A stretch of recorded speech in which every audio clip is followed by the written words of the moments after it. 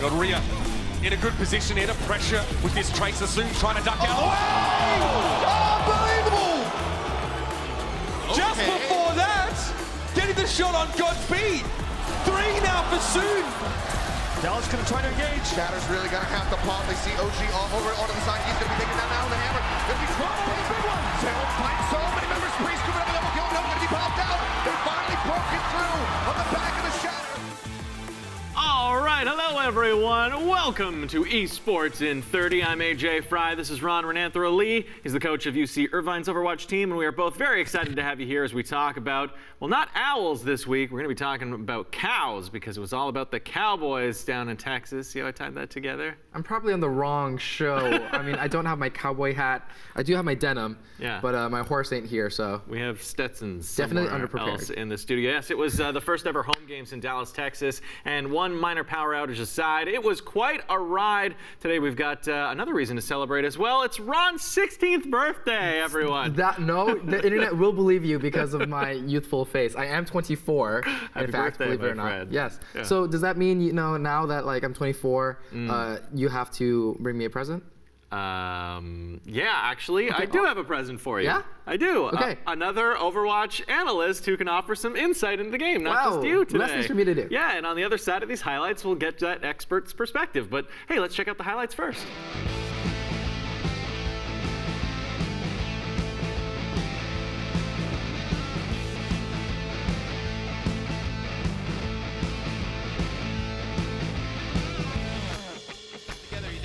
Rides a lot of this momentum. Oh my gosh, that grab was very early. AKM lets it go now.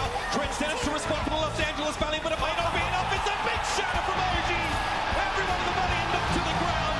2 big ultimates committed to that fight, but Dallas, they will be complaining with the result. And he gets grabbed. Everyone all in the corner. Earthshatter coming out. What a big shatter. 4 for Cloud and tries to slow down the spark, and it was a perfect response. At the latest possible moment, he is starting to make plays. Oh my god, Rhea in a good position here to pressure with this Tracer soon trying to duck out.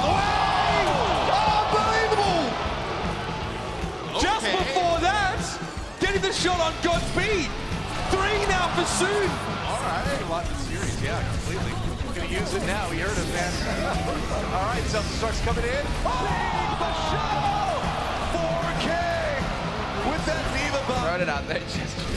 Oh, what what a beast! They're making crazy progress right now on the side of the Hunters. The London Spitfire need to get in here and start actually challenging this payload, or the Hunters are just going to walk it up to the second point for free. And sure enough, that's exactly what they do. The Hunters literally walk the payload up to the second point under the Spitfire's noses. Minefield dropped down with Gooseway here soon. Potentially compromising situation as Nico's taken down by a mine. Soon gets pile drive, and Gooseway has 3 already. This is going to 3-1 sign in now after such a good hold. I like that immortality field placed down there by Gray. Going to be tough to get rid of, but Gooseway swings in and gets the job done. 4 kills for the Wrecking Ball in this fight. He's everywhere at once. It is the moment that you have been waiting for. We are coming back for the Battle of Texas.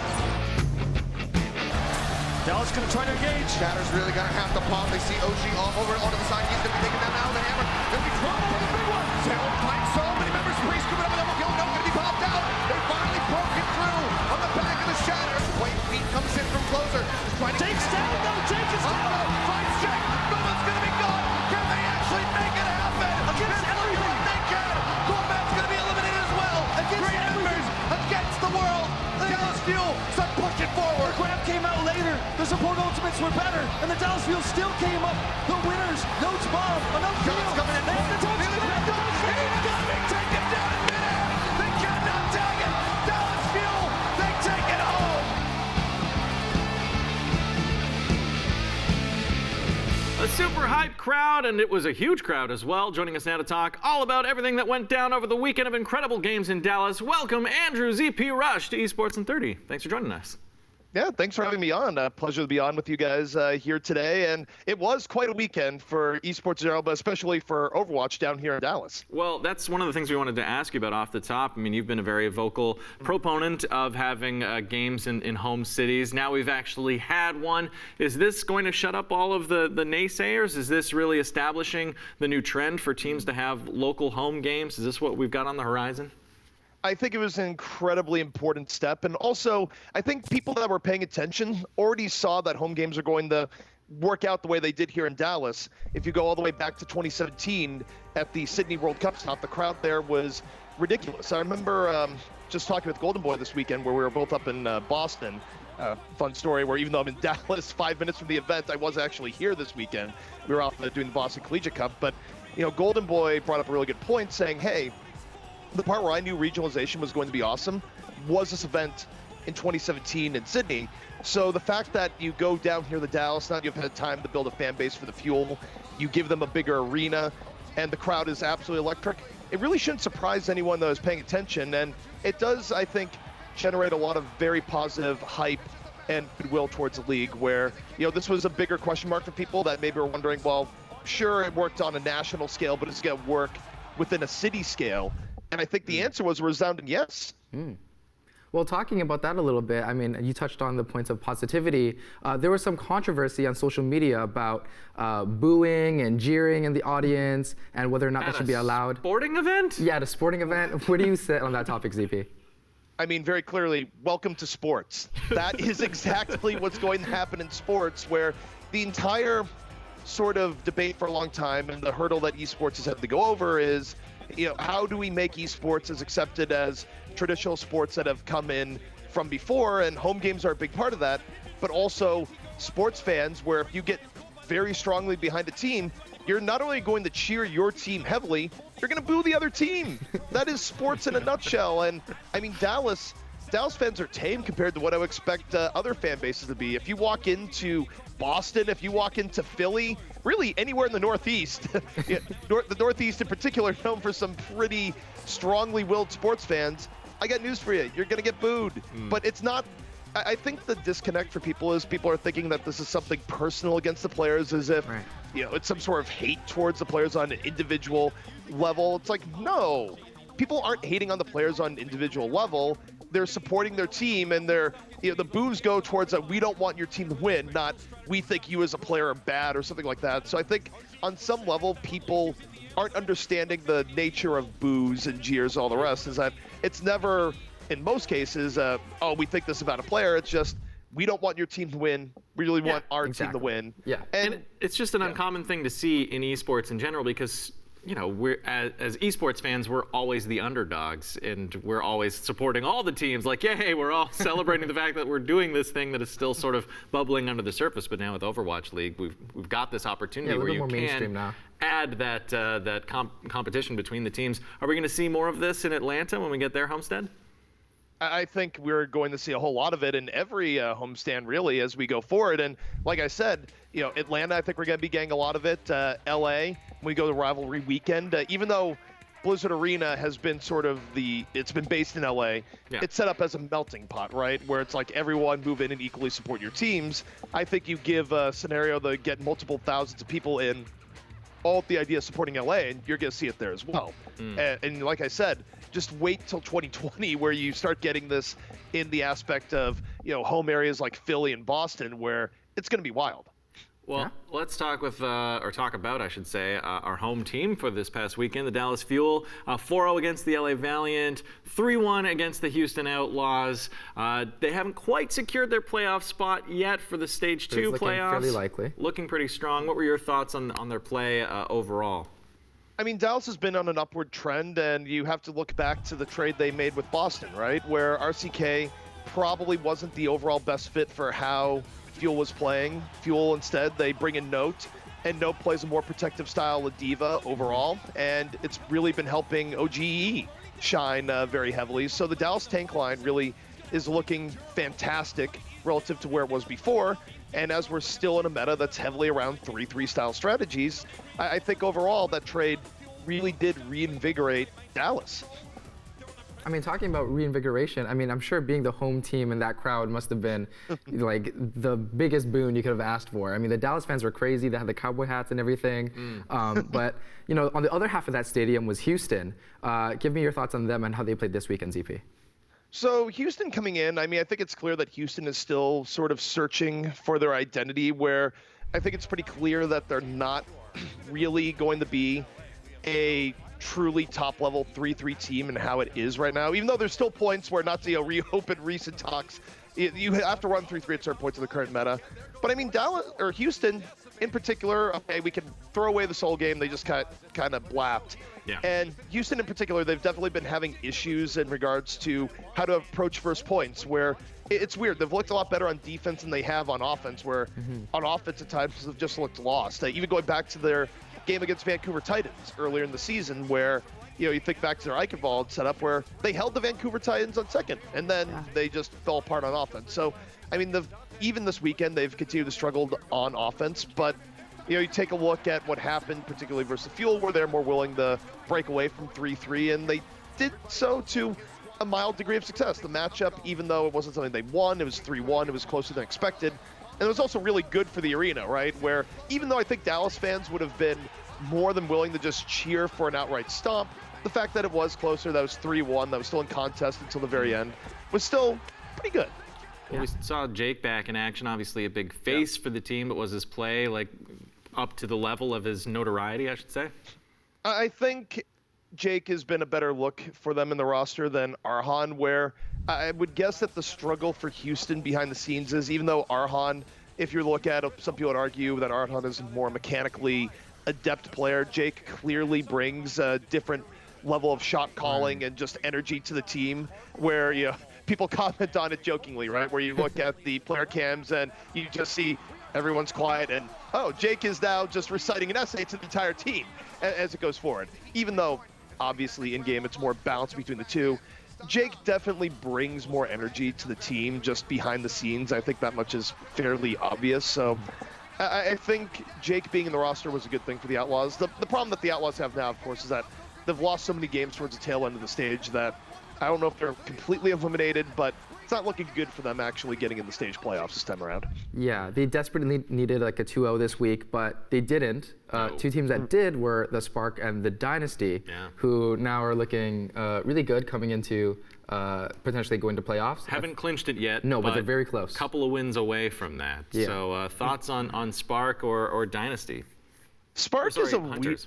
Hunters in Dynasty. Okay, well, if we're going to talk about Dynasty, I think Dynasty has just been remarkably solid this stage. Obviously, they've made roster change-ups where they decided to kind of get away from running Fisher as their main tank and look more towards Marvel, and it's been more the era of Marvel and Fitz, and it's been a lot better for Seoul, where it feels like they've found an identity, they've found something that's worked. And you take a look at, say, power rankings that me and Avast have been doing regularly. We have Seoul pretty up there in the top 5 teams, and it means that you look back to what they were able to do against New York back in stage 1, where Seoul didn't look very good in stage 1. They ended up being New York, and everyone kind of chalks up to being a bit of a fluke, which to a degree I would argue that New York didn't play well, but Seoul's been surging really, and they've looked really good this stage all in all. I mean, moving on from that a little bit onto the Hunters, I really want to get to this because you slipped into it a little bit. But watching your podcast, we know you have something called the Hunter Zone, and I'm really excited to talk about this. Can you maybe explain to the audience a little bit what you mean by the Hunter Zone, this term that you've coined? So the Chengdu Hunters have been a force of chaos this entire Overwatch League season, where you have an established meta and then Chengdu comes in and they go, no, we're going to have our Lord God Among move in on him and just disrupt everything. But the Hunters have been on a decline here, and what it's really come down to is that I would just argue that the Hunters have been sort of the reality check to teams of, are you running a good 3-3 or are you not? And in the beginning, a lot of teams were pretty sloppy. They would try and run a 3-3. It wouldn't be something where they would either be heading in together in a well-coordinated way. They would struggle with ult economy, whatever. There's multiple ways to fail in a 3-3. And if you were running a sloppy 3-3, Chengdu would beat you. They would beat you pretty soundly. Right. But the trend that we've seen developed over time is that Chengdu, with the style that they play, cannot really beat teams that are on the higher end of the OWL and on the higher end of just running a well-executed 3-3. And, you know, you take a look at the last weekend where, you know, Chengdu loses Spark, Chengdu loses Spitfire, you know, Spark being on the uptick now where, you know, it seems like they're starting to remember how to play. Spitfire, who has been looking fantastic pretty much all stage now. I think we're starting to see the idea that people have figured out Chengdu, but also they've figured out themselves and how to actually play well in this meta.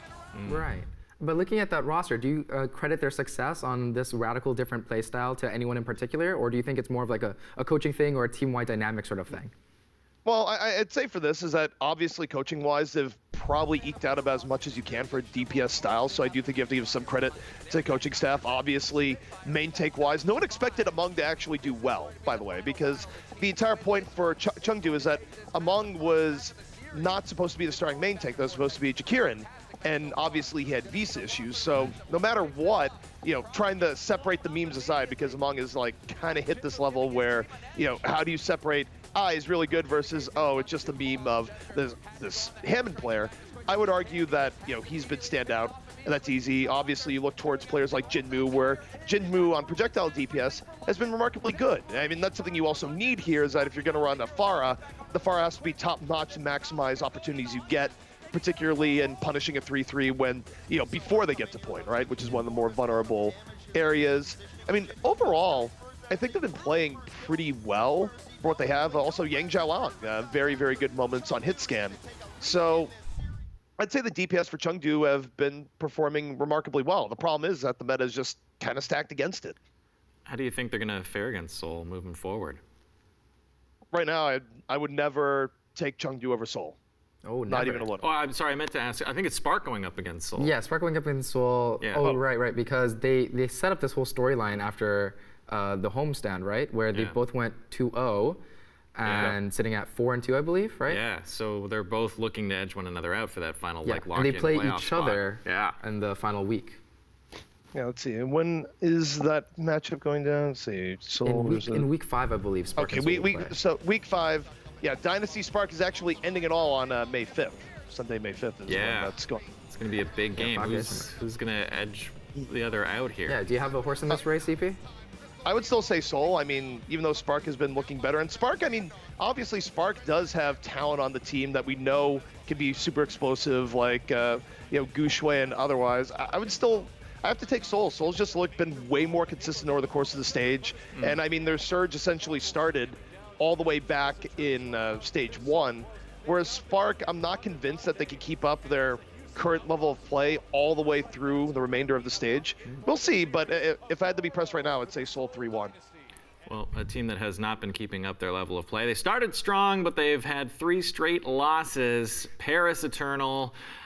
You do, you know, of course, casting for the Contenders League. Could they be looking to their Contenders lineup to bring talent up to replace some of their pro players? What do you think they've got to do in order to turn their game around? I mean, the number one thing you'd look towards Paris that, you know, all the analysts have mentioned and all the players have mentioned, really anyone that looks at Paris for half a second, is that Paris has struggled because even though they're a 3-3 team and they have players that are comfortable 3-3 coming up from EU contenders. Of course, Paris trying to keep a very EU-centric team as part of their identity, is that Zarya play has not been their strong suit. Just hasn't. So it comes to a point where they need to find a better Zarya player to move on in. And, you know, for example, there are good Zaryas and EU contenders. One player you might want to look towards, and being a longtime veteran with the ability to play a whole lot else, if we could have a 3-3, is someone like Davin, right? Where Davin's been kind of one of the lost children of EU in the sense that he's a player that a lot of people thought would have gotten in Overwatch League Season 1. Didn't happen. Overwatch League Season 2, or rather the 2019 season, comes on in, not on in. You know, maybe you look towards him. Regardless, the Zarya play has been always an Achilles heel. And also, I think the thing that's rough for Paris is that when, as a team, you get into a downward slide, it's hard to reverse course. So you hit a point where you kind of forget how to win. Right. I mean, you know, like we're talking about EU, so let's jump to the European city of, you know, London. Their undefeated stage, unfortunately, is over, but we've heard they recently added Quartermain to their roster, who is a part of KR Contenders. How much do you know about Quartermain, and do you think he'll help London kind of find more success moving forward? London, actually don't know a whole lot in regards to the roster changes that they might have been making.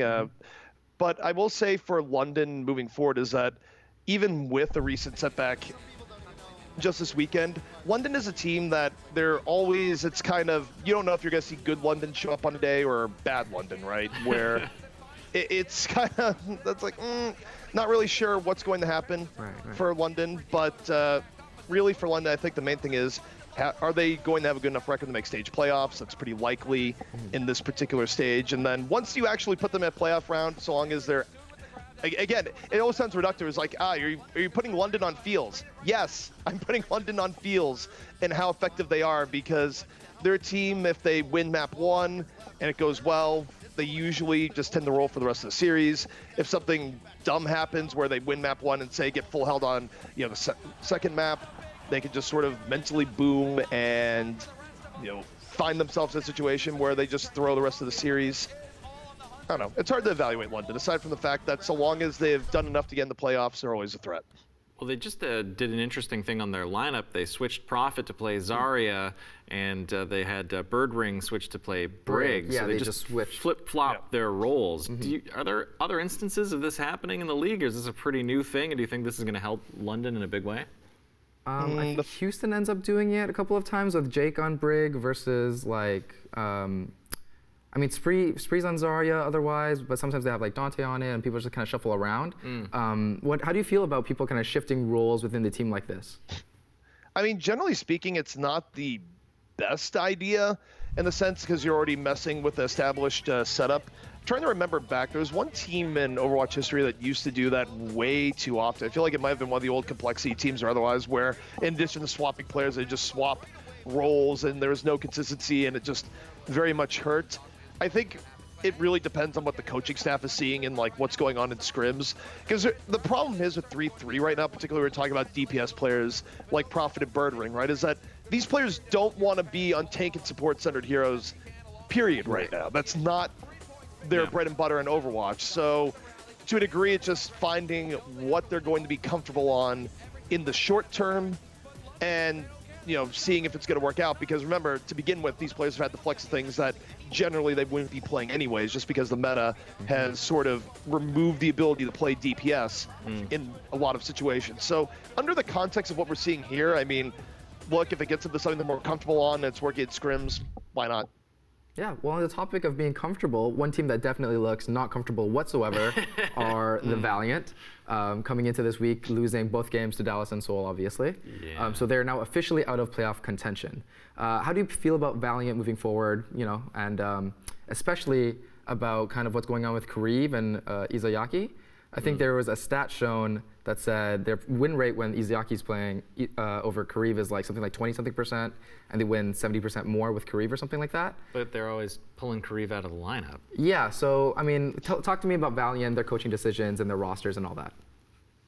Realistically, I feel like you could have a member of Valiant on here, and they wouldn't be able to explain half of what we've seen from Valiant over the last two stages. I mean, it's a team that is soul searching right now. They are trying to figure out anything to reverse the slide that they've been on. And I mean, it's been tough. I would also say that they've been, struggling to do certain things that aren't really up their alley, where, a good example is one of the bigger trends we've been seeing in Overwatch, particularly if you look at regions like Contenders Korea, is that it's very important to be able to run a good Sombra Goats from time to time. But the person that usually flexes on that is your Diva player, and Valiant finds themselves often in situations where they go, well, I guess we'll put Space on Sombra. Problem is, Space is a much worse Sombra than he is a Diva, on top of just other issues with Valiant, where obviously you look back at coaching changes that happened in Stage 1, roster shifts where Custa wasn't playing forever, now Custa's back in. It just seems like there's been a reinforcing cycle here in Valiant where, on top of the fact that they had a rough Stage 1, on top of the fact that they've had big coaching changes and otherwise, they haven't found anything at all over the course of the season that works for them. And Stage 2 basically gone. And now I guess the issue is for Valiant is they have to figure out for Stage 3, is it still salvageable with their current roster? Do they need to make swaps in some form or fashion, look for a trade, a call-up, whatever it may be? I mean, again, I don't have the answer for Valiant offhand, and clearly Valiant doesn't have the answer for Valiant. So You know, it's a bit problematic, though, just because it is a team that on paper does theoretically have a lot of talent on it. You know, you think back to players like Fate, where before the start of the season, people would have all put Fate in their top 3 team or tanks in Overwatch League, along with, you know, Space one of the top off tanks. It's been perplexing how Valiant has underperformed to the degree that they have. Well, we just got a couple of seconds left here, and we got 3 playoff spots that have so far not been clinched, and there's 6 teams fighting for them. Of the teams out there, we're talking Hangzhou, Seoul, Dallas, Shanghai, Chengdu, and Philadelphia. Which ones do you think will make it into this second stage playoff? All right, so let me take a look at the standings here to get a better view of this. Currently, it's looking at Fuel, Spark, and Dynasty in those spots, but of course, Dragons and Hunters and Fusion aren't far off either. Taking a look at here, I don't think Spark is really secure of getting in the stage playoffs. Well, they've got a negative win integer, so yeah. Or map Shanghai could sneak in. I would not be surprised. Also, if Shanghai sneaks in, don't forget that Shanghai, the reason why they have 2 losses is that they had an enormously tough schedule in the very beginning of the stage. So I think Shanghai has a very good chance of getting on in. And if they do, watch out, because I think Shanghai could go pretty deep. They've been playing very well, and probably one of the most underrated teams in OWL right now. Taking a look at the rest of it. I think the top 6 is pretty much solidified. Like, I think Gladiators through Fuel, if you take a look at the top 6 right now, all those teams will be getting in. It's just a matter of the final 2 spots.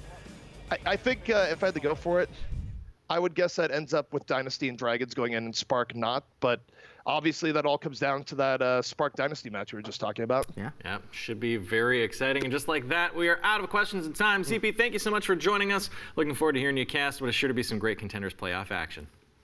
Thank you so much.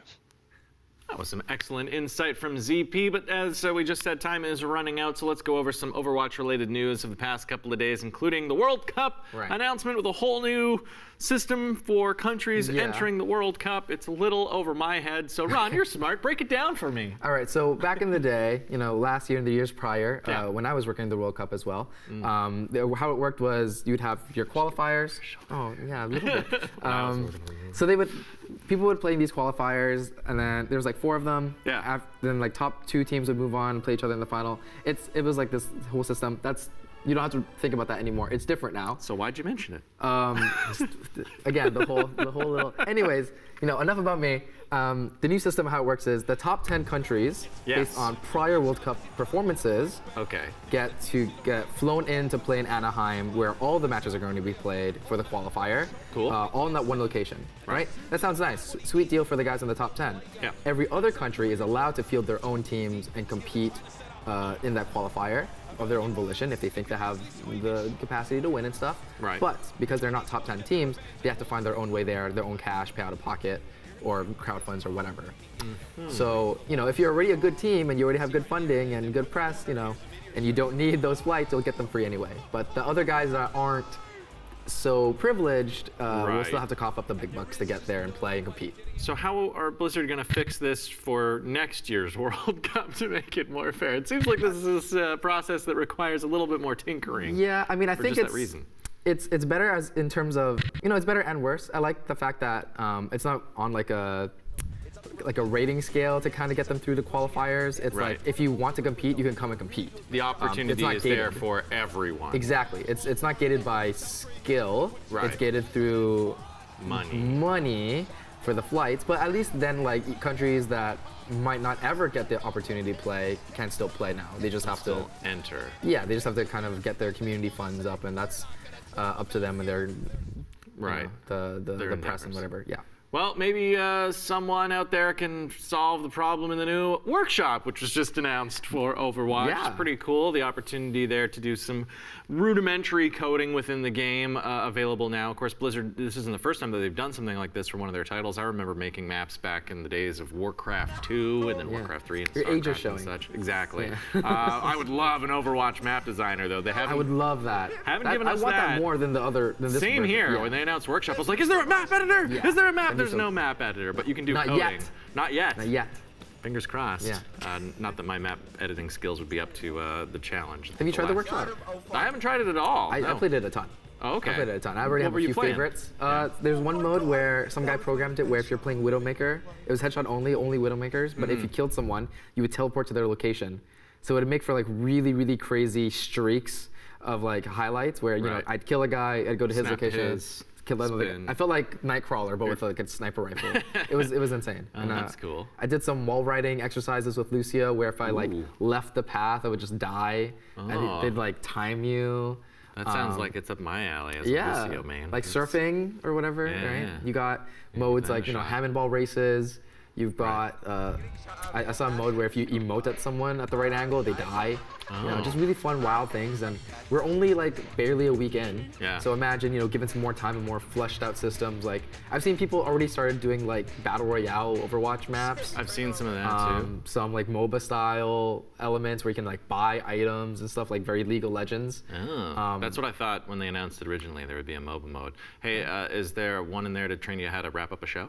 Yeah, it's, well, what you do is you pick Lucio. Look to the prompter and say, we'll have to play some of these new modes sometime soon, but it'll have to be later because we're all out of time. Thank you, Ron. Thank you, ZP, and thank you out there for watching us. Tomorrow we're back with Brody and Marissa talking all things Smash and Street Fighter, so get your headbands and hand wraps ready.